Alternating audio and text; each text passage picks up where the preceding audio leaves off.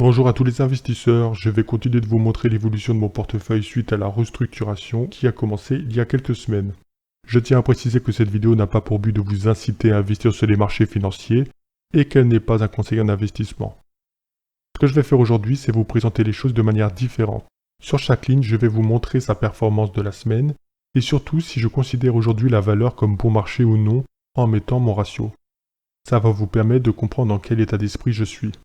Voici dans un premier temps les mouvements de la semaine. On voit que j'ai fini par vendre l'intégralité de ma position sur Schneider Electric à 103,70 € avec un petit bénéfice.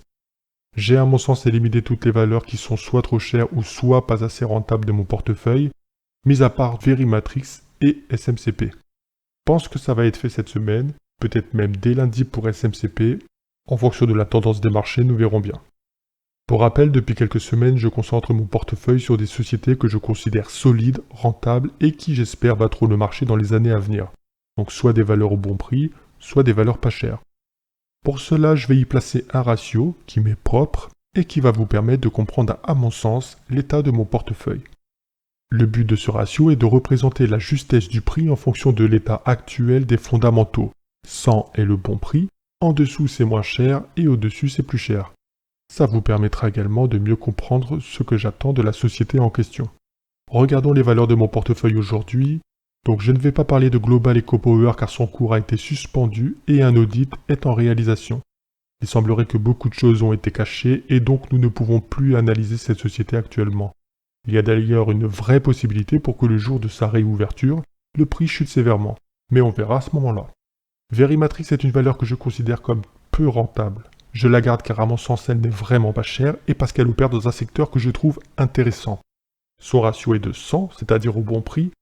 Malgré le fait qu'elle soit pas chère, sa faible rentabilité affecte sévèrement sa capacité à monter davantage. Donc pour l'instant je la garde étant donné que le marché lui fait confiance, mais on ne sait jamais ce qui va se passer. Nous avons ensuite Coface, à qui j'attribue un ratio de 44, donc bien en dessous de sa valeur à mon sens.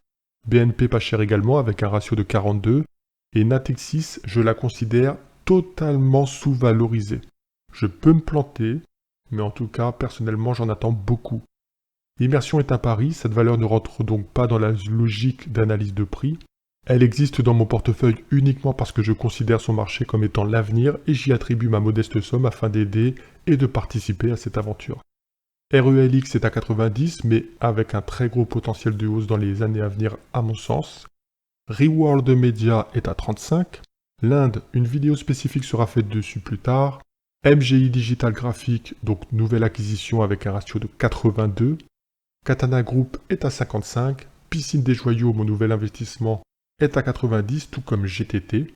Envea est à 85. EasyVista à 97.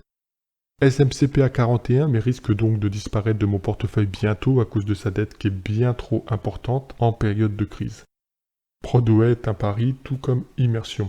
Christian Dior est à 80 et Focus Home à 72. Donc là on s'aperçoit que mon portefeuille ne comporte aucune ligne au-dessus de sa valeur d'après mes estimations.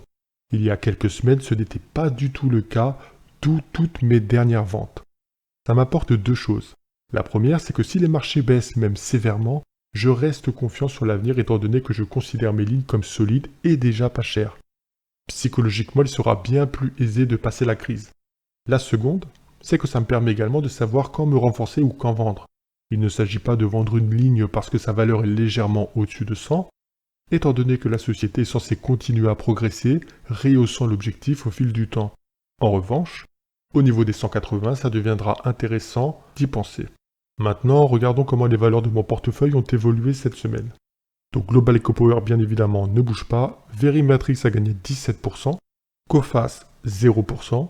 BNP Paribas a gagné 4%, Natixis 2,5%, Immersion a perdu 9,5%, RELX est à 3,5%, Reworld Media a perdu 3,5%, en Inde ça n'a pas bougé, Katana Group a perdu 2,5%, GTT Envea n'a pas bougé, SMCP 11% de gain, Prodway moins 1%, Christian Dior plus 4% et Focus Home moins 3%.